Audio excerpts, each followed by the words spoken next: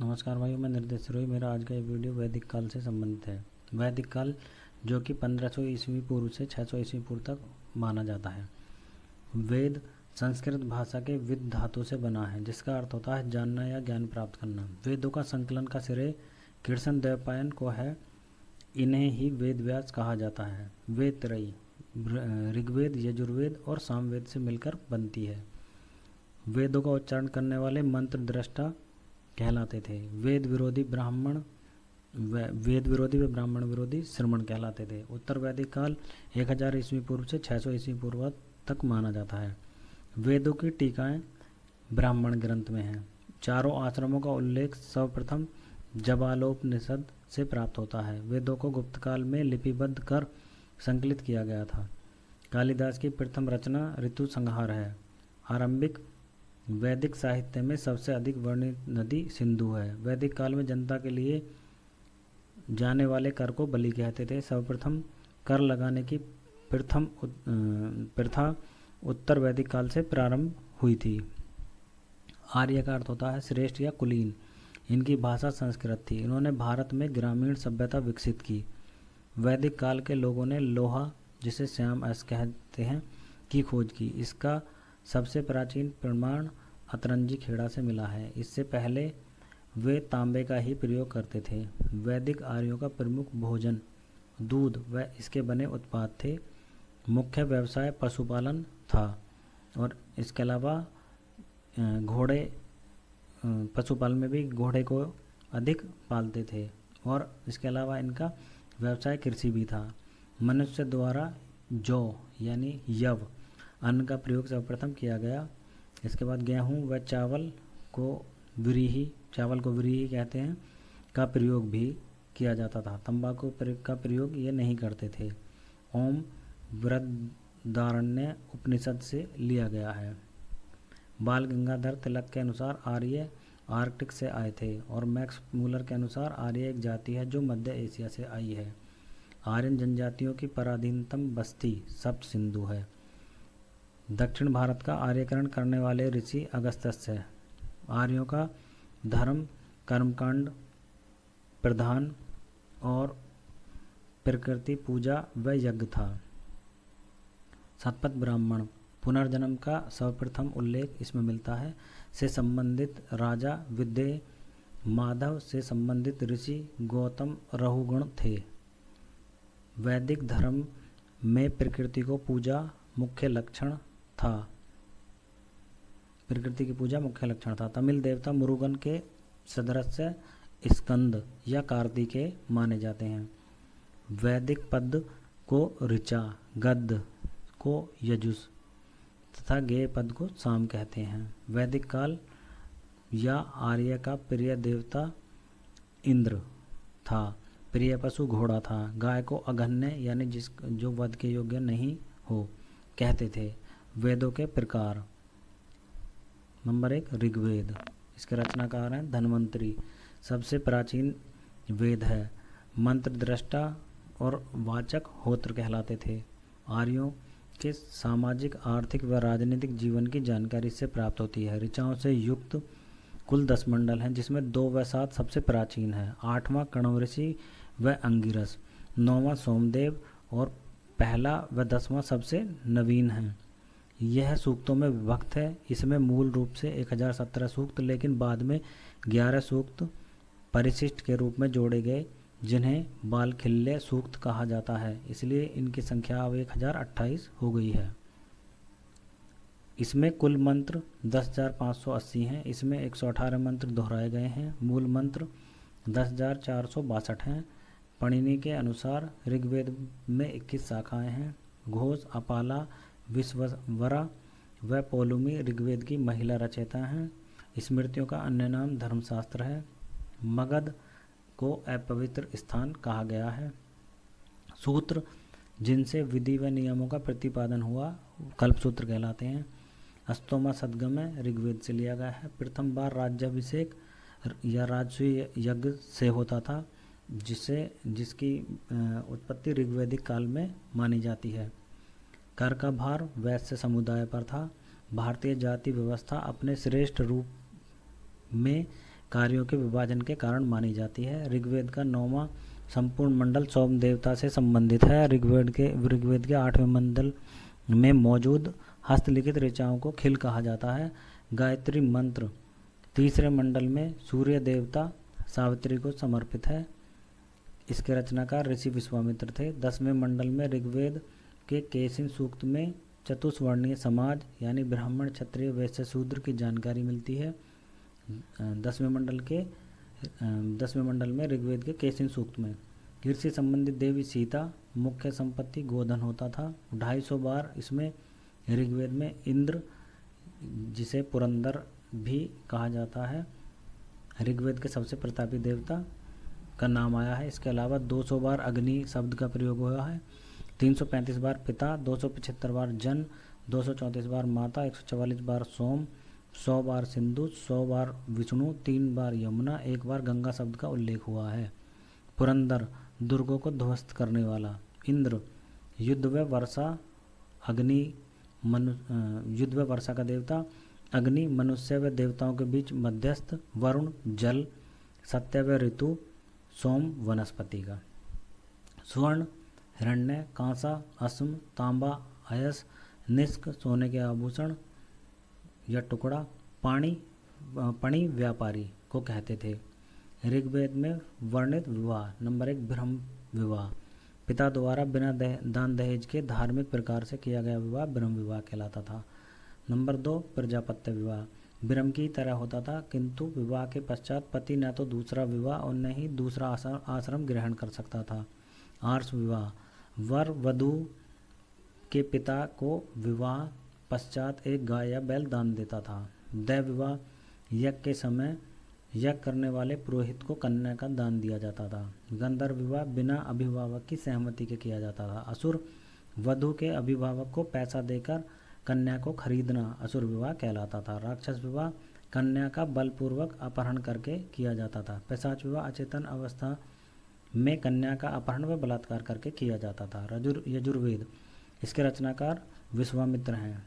यजु इसका अर्थ होता है यज्ञ से संबंधित। इसमें मंत्र दृष्टा अर्धवायु यज्ञ संबंधी विधान के लिए इसे यूज किया जाता था। कर्मकांड प्रधान था यह। इसकी 2 शाखाएं हैं। कृष्ण यजुर्वेद यह गद्य और पद्य दोनों में रचा गया है। शुक्ल यजुर्वेद जो केवल पद्य में है, इसे ही वाजस्नेयी संहिता के नाम से भी जाना जाता है। इसमें सामवेद अगला है सामवेद। सामवेद का शाब्दिक अर्थ होता है गान। इसके रचनाकार है भरत मुनि। मंत्र दृष्टा उद्गात्र। भारतीय संगीत का विकास। साम अर्थात गायन। संगीत की सर्वप्रथम जानकारी इसी से प्राप्त होती है। इसमें कुल 1810 मंत्र हैं, जिसमें 261 मंत्र दोहराए गए हैं। मूल मंत्रों की संख्या 1549 है। सामवेद में 75 को छोड़कर सभी ऋचाएँ ऋग्वेद से ली गई हैं। इसमें मुख्यतः मंत्र सूर्य स्तुति के हैं। अथर्ववेद इसके रचनाकार विश्वकर्मा हैं। मंत्र दृष्टा अथर्वा कहा जाता था। अन्य नाम ब्रह्मवेद सबसे नया वेद है। अथर्वा ऋषि के नाम पर इस वेद का नाम अथर्ववेद पड़ा था। इसमें भूत प्रेत, जादू टोना, रोग निवारक, शत्रु दमन, मेल मिलाप, विवाह, आशीर्वाद सूचक मंत्र दिए गए हैं। इसमें कुल 20 अध्याय हैं। इसमें 731 सूक्त व 5987 मंत्र हैं। इसमें परीक्षित को कुरुओं का राजा कहा गया है। उपनिषदों में भारतीय दर्शन के विकास की आधारशिला पड़ी है।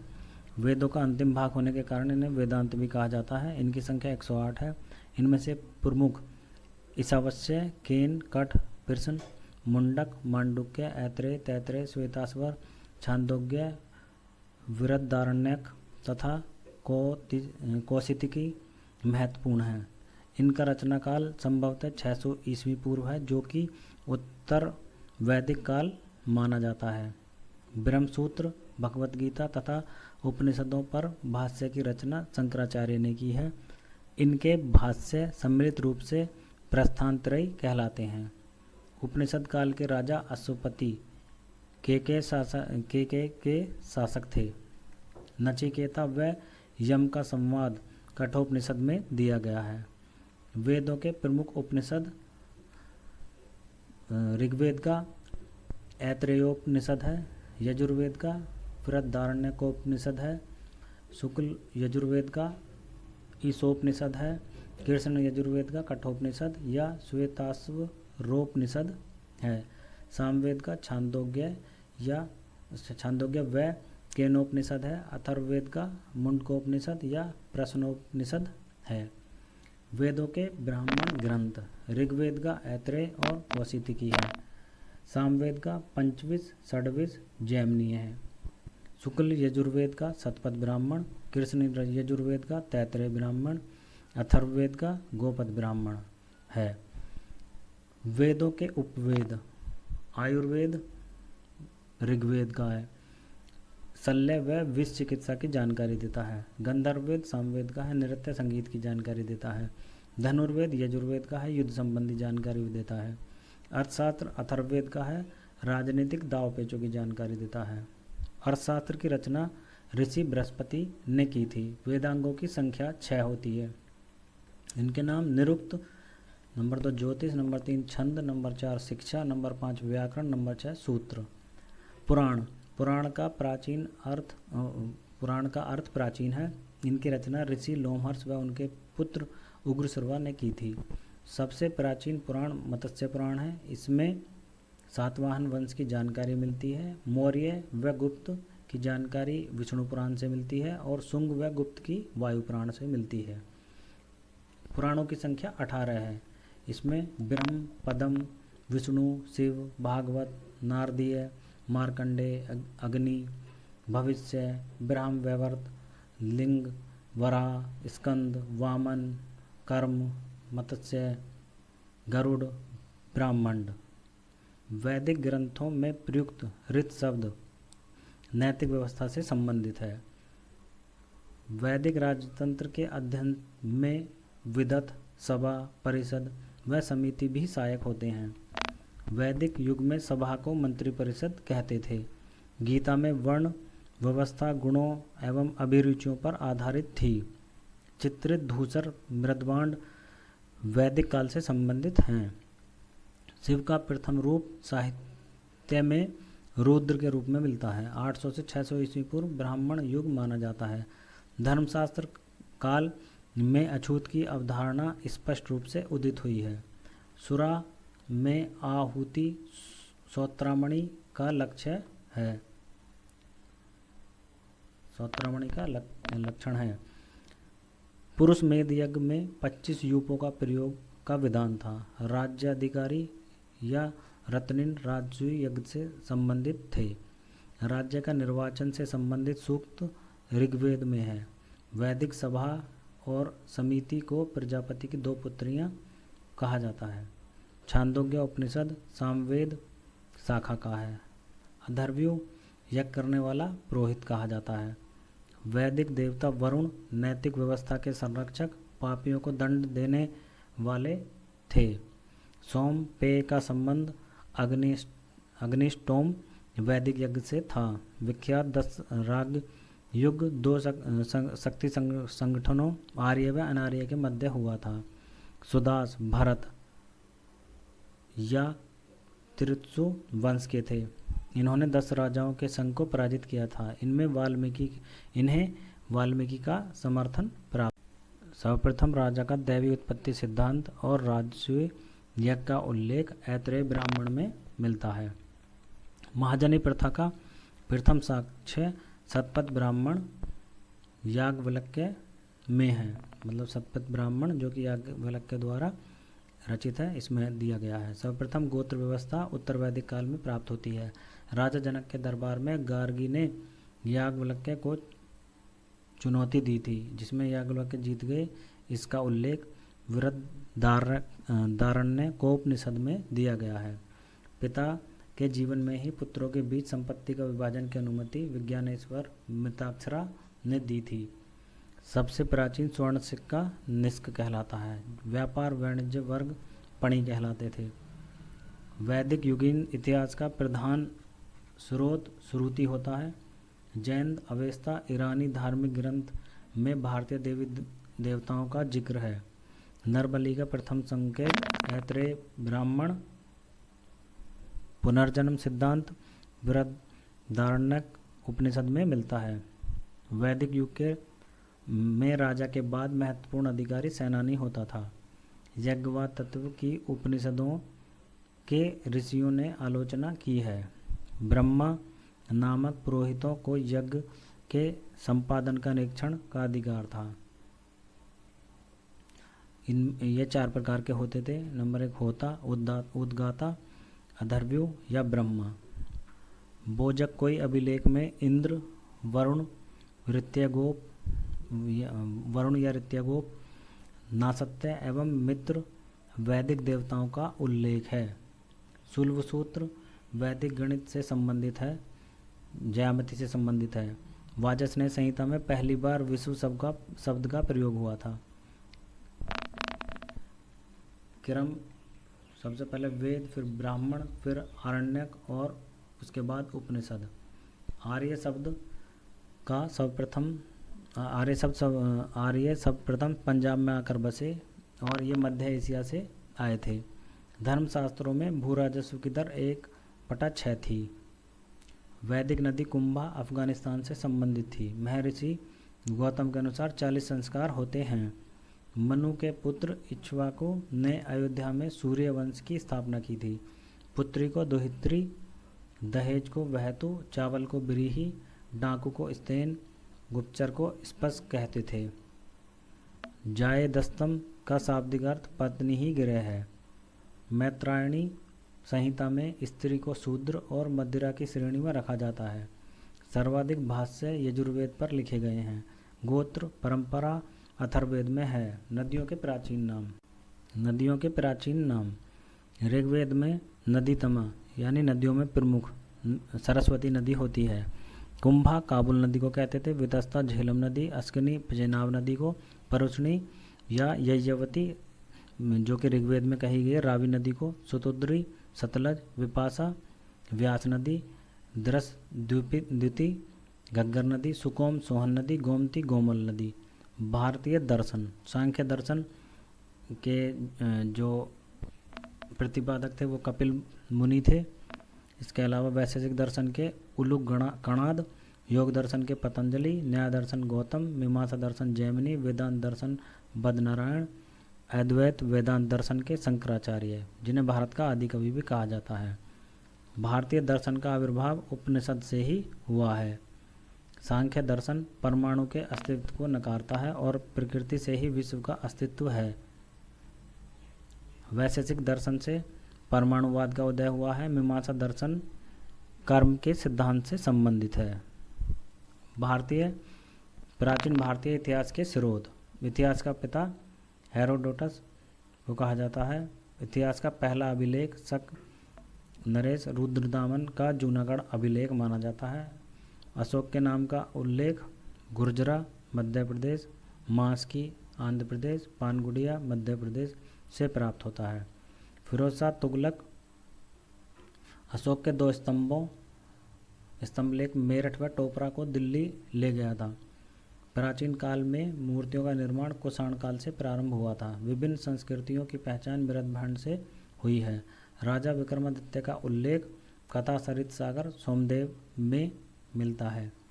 बुद्ध के धार्मिक विचार सुत्त पिटक आनंद द्वारा लिखी गई है। बुद्ध के नियम व कानून विनय पिटक उपाली द्वारा लिखी गई है। जैन साहित्य का अन्य नाम आगम है। जैन भिक्षुओं के आचार नियम आचारांग सूत्र में है। महावीर स्वामी के जीवन की जानकारी भगवती सूत्र से प्राप्त होती है। महावीर की शिक्षाओं का वर्णन नया धम्म कहा में प्राप्त होता है। तहकीक हिंदिया किताबुल हिंद अरब यात्री अलबरूनी ने लिखी थी, जिसे अबू रिहान भी कहते थे। ईरान का राजवैद टीसीएस था। तिब्बती लेखक तारानाथ ने कमपूर व तरपूर ग्रंथ लिखे हैं। भगवत गीता का अंग्रेजी में अनुवाद 1785 में विलियम विल्किंस ने कराया था। धन्यवाद भाइयों।